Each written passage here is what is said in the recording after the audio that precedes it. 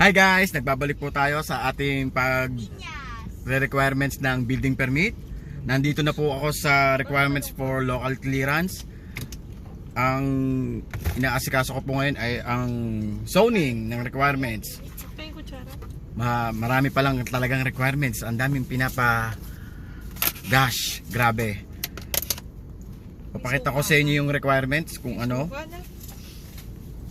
Tapos ito ngayon siya, kinokompleto ko siya ngayon. Kasama ko po ang mga geng-geng.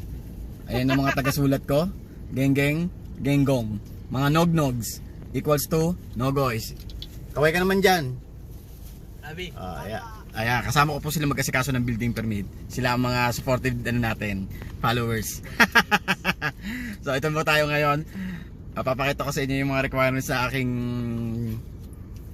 inaasikaso ngayon. Ito na po siya. Yan po ang requirements para sa zoning. Pag wala, tapo mo na. Pagka kumuha naman po kayo ng requirements sa building permit, nandiyan na po yan eh.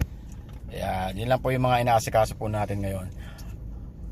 Pagkatapos kung mag-requirements po sa barangay, HOA, nakasunod na po ang zoning.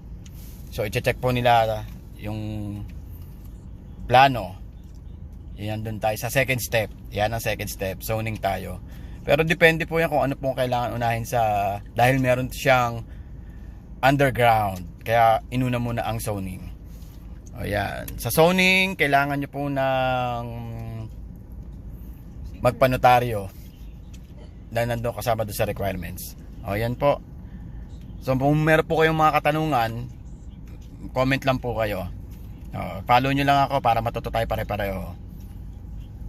Hello guys! Pagkatapos nga pala natin sa mga habang pagre-requirements natin, kailangan muna tayo ng ating paboritong pork chop. Samahan nyo ako sa aking pagkain ng pork chop. Habang tayo nagre-requirements. Ang saya-saya, diba? Today is December 2025. Kaya, December 8, may epal. December 18 po tayo ngayon. Tayo ay kakain. Kumain ka na dyan, huwag kang sasabat dito sa aking vlogmas. Para siyang si Rabi. So kakain po tayo ngayon. At syempre meron tayong suka at anong tawag dito? Chili powder. Dahil sa dami ng ginagawa, nakakalimutan na ang tawag sa bagay na ito. Ito ay ang pampaanghang ng ating kinakain. Shucks, naamoy ko na, nababahin ako. Salinan mo to ha. May suka na tuloy ako.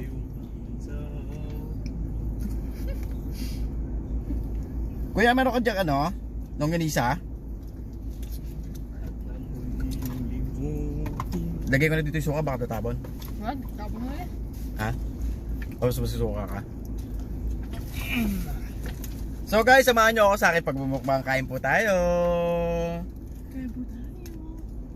Kayo po, ano pa ba ulam nyo? I-comment nyo naman para naman magkasalo-salo tayo paminsan-minsan. Medyo tabingin yung aking camera kasi pinatong ko lang huya. Papasensya nyo, tabingin na rin kayo manood. Guys, iba talaga ang pork and two things. Ngayon mo, oh. Instead na ano siya, instead na malutongers. Grabe. Christmas time. Lobo time. Nakapangalawang itlog ko na ho ito ngayong araw na to. Itlog na naman. Ano itlog, Papa? Ha? Itlog. Itlog? May itlog ka na. Okay na? Okay na yun, tagalawan muna tayo. Mamaya ako na ulit mag-itlog. Baka tumatlo ka, mahilo ka. Okay lang yan. Hindi pwede. Susuka ka rin naman.